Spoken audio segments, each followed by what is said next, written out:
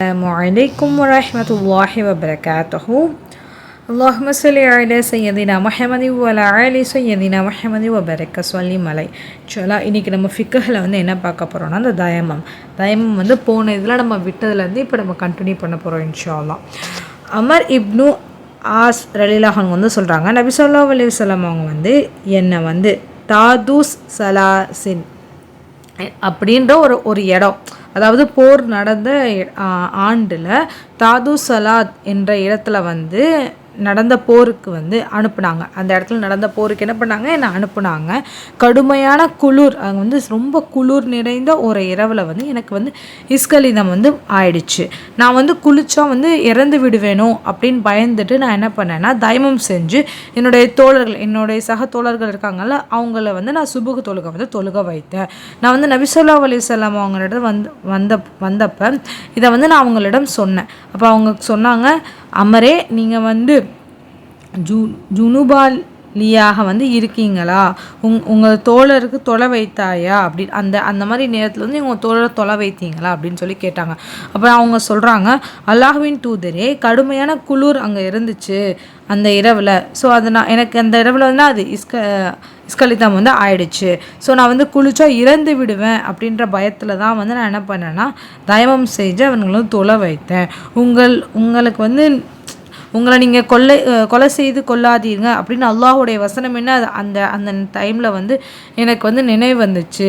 அல்லாஹ் மிக கருணையுடனாக இருக்கிறான் அப்படின்னு அல் குர்ஆனில் 4வது அத்தியாயம் 29வது வசனத்தில் இந்த ஆயத் வருது. இந்த வசனம் குறிப்பிடப்படுறாங்க. ஸோ அல்லாஹ் அந்த வசனத்தில் சொல்கிறனால என்ன பண்ணேன், நான் தயமம் செஞ்சுட்டேன், குளிக்கலை அப்படின்னு சொன்னாங்க. அப்போ நபி ஸல்லல்லாஹு அலைஹி வஸல்லம் அவங்கள பார்த்து சிரித்து விட்டு அவங்கள எதுவுமே சொல்லவே இல்லை. 6வது பாயிண்ட், தயமம் செஞ்சு பயன்படுத்துகிற மண் சுத்தமாக இருக்கணும். நம்ம இப்போ தயமம் மண்ணில் செய்கிறோம்னா அந்த மண் எப்படி இருக்கணும், சுத்தமானதாக இருக்கணும். அந்த மண்ணை அடிக்கும்போது அதோடைய தூசினது கையில் ஒட்டும்படியாக இருக்கணும். அசுத்தமான இடத்துல நம்ம தயமம் செய்வது கூடாது. அது சுத்தமான இடம்னா என்னது, மலம் சிறுநீர் கழிக்கிறது அந்த மாதிரி இடங்கள்ல என்னது தயமம் செய்வது கூடாது அப்படின்னு நமக்கு தெரியும். அடுத்து அதோட ஆதாரம் அல்லாஹ் சொல்கிறான், நீங்கள் தண்ணீரை பெறலை அப்படின்னா தூய்மையான மண், தூய்மையான மண்ணை நாடுங்க. தூய்மையான மண்ணில் என்ன பண்ணுங்க, தயமம் செய்யுங்க. அதில் நீங்கள் என்ன பண்ணுங்க, உங்களுடைய முகங்களையும் கரங்களையும் தடவுங்கள். அல் குர்ஆனில் 5வது அத்தியாயம் 6வது வசனத்தில் அல்லாஹ் சொல்கிறான். இப்னு அப்பாஸ் ரலியல்லாஹு அன்ஹு சொல்கிறாங்க, சயீத் என்றால் என்னது, விவசாயம். சயீத் என்றால் விவசாயம் செய்யப்படுகின்ற மண். இப்போ என்னென்ன மண்ணா சயீத் விவசாயம் செய்யப்படுகின்ற மண். தபத் என்றால் சுத்தமான என்ற பொருள். அதாவது சயீத் துபாத்னா சுத்தமான மண். இப்போ மண் சுத்தம் அப்படி சொல்லி பிரித்து சொல்கிறோம்ல, ஸோ சுத்தமான மண் என்ற பொருளாகும்.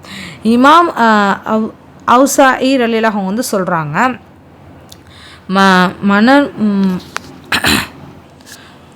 மனனும்னா சயீத் வகை சேர்ந்தது தான்.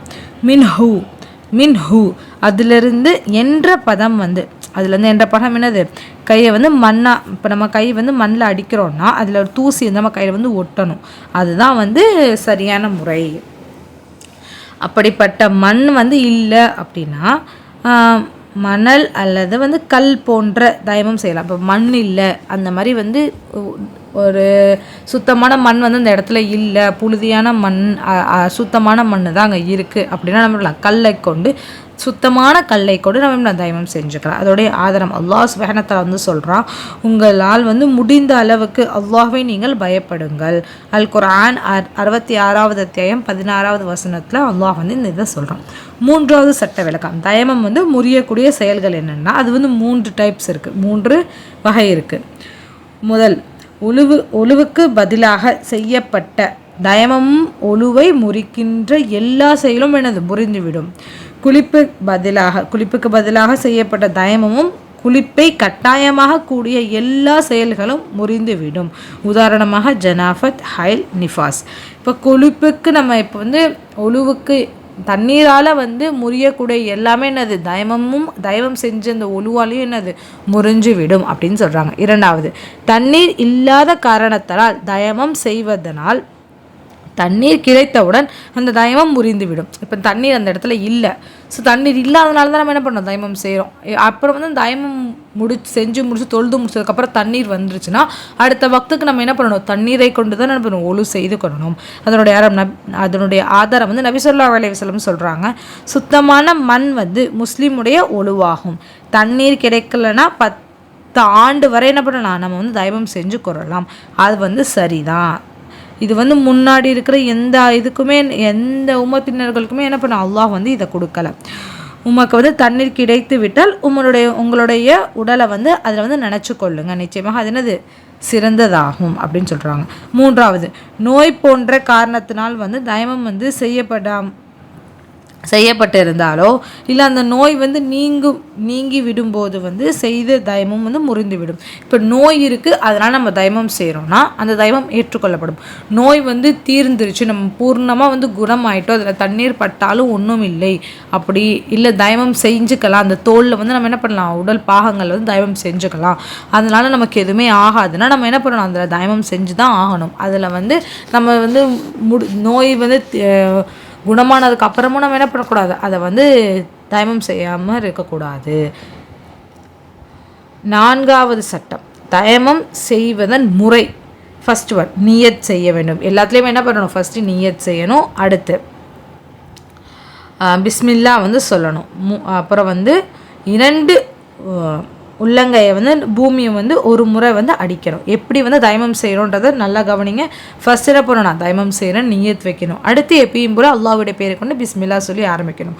மூன்றாவது, 2 கைகளையும் ஃபர்ஸ்ட் என்ன பண்ணணும், பூமியில் ஒரு முறை வந்து அடிக்கணும். அடுத்து நான்காவது, பிறகு வந்து அவற்றை வந்து ஊத வேண்டும் அல்லது உதற வேண்டும். ஏன்னா மண் இருக்கும்ல, தரையில் அடிச்சுட்டு, ஸோ அதை ஊதலாம் இல்லைனா உதறிக்கலாம்.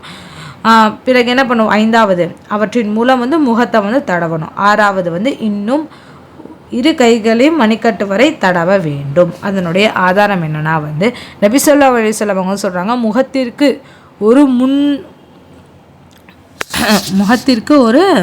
முனங்கை இருக்குல்ல, ஸோ அதான் முன்னங்கைகள் தயமம் வந்து செய்யும்படி வந்து என்ன பண்ணாங்க, கட்டளை இட்டாங்க அப்படின்னு யார் சொல்கிறா, அமர் இப்னு யாசிர் அலிஹு வந்து சொல்கிறாங்க.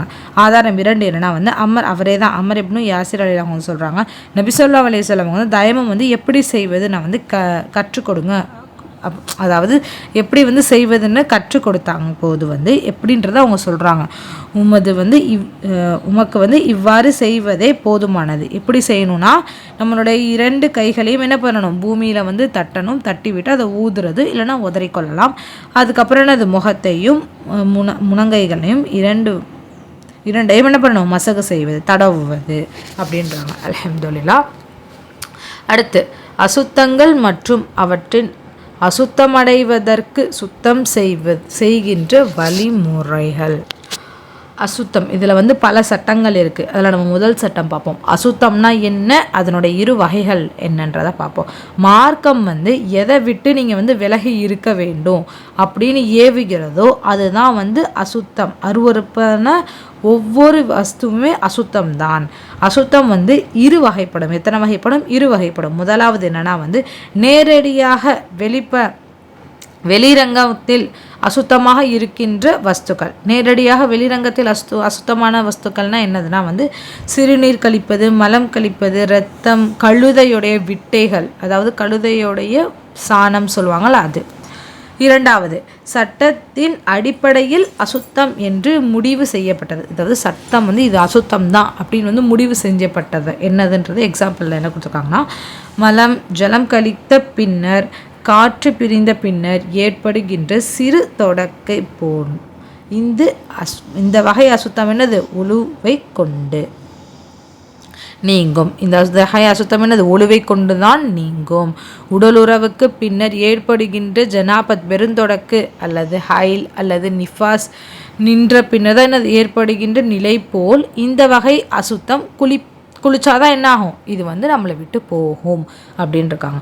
அசுத்தம் நீங்கக்கூடியது என்னது, தண்ணீர் தான். ஸோ என்ன சொல்கிறாங்க, இதெல்லாம் நீங்கள் என்ன பண்ணுங்க, குளிங்க, தண்ணீரால் தான் என்ன பண்ணுங்க, இதை நம்ம சுத்தம் செய்ய வேண்டும். இந்த அசுத்தம் என்னது, தண்ணீரை கொண்டு தான் சுத்தம் செய்ய வேண்டும் அப்படின்னாங்க. அதோடைய ஆதாரம் அல்லாஹ் சுப்ஹானஹு வ தஆலா சொல்கிறான், அவன் உங்கள் மீது வானத்திலிருந்து மழையை இறக்குகின்றான், அதன் மூலம் உங்களை சுத்தப்படுத்துவதற்காக. எதுக்காக அல்லாஹ் வானத்தை வந்து மழையை பொழிகிறான், உங்களை சுத்தப்படுத்துவதற்காக தான். அப்படின்னு அல் குர்ஆன்ல வந்து 8வது அத்தியாயம் 11வது வசனத்தில் சொல்கிறாங்க. இதோடைய கருத்து என்னன்னா வந்து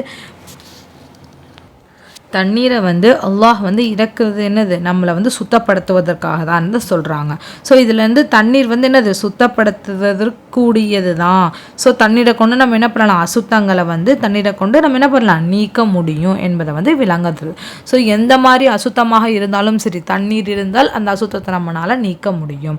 அசுத்தம் வந்து 3 வகையாக பிரிக்கிறாங்க. என்னென்னா வந்து கடினமான அசுத்தம், இலகுவான அசுத்தம், நடுநிலையான அசுத்தம். ஸோ கடினமான அசுத்தம் என்னன்னா வந்து நாய் இன்னும் அதிலிருந்து வரக்கூடிய அனைத்துமே, நாயுடைய வியர்வை, நாயுடைய எச்சில் என்னது, அதெல்லாமே வந்து கடினமான அசுத்தம். இலகுவான அசுத்தம்னா வந்து இது வரைக்கும் வந்து ஒரு ஆகாரம், உணவு அப்படின்னு வந்து சாப்பிடாத ஒரு ஆண் குழந்தையுடைய சிறுநீர், அது. நடுநிலையான அசுத்தம்னா வந்து நம்ம மேலே சொன்னாங்களா 2 அசுத்தங்கள், அதை தவிர மற்ற அனைத்துமே என்னது, நடுநிலையான அசுத்தம். எக்ஸாம்பிளுக்கு வந்து சிறுநீர், மலம், இறந்துவிட்ட கால்நடை, இதெல்லாம் தான்.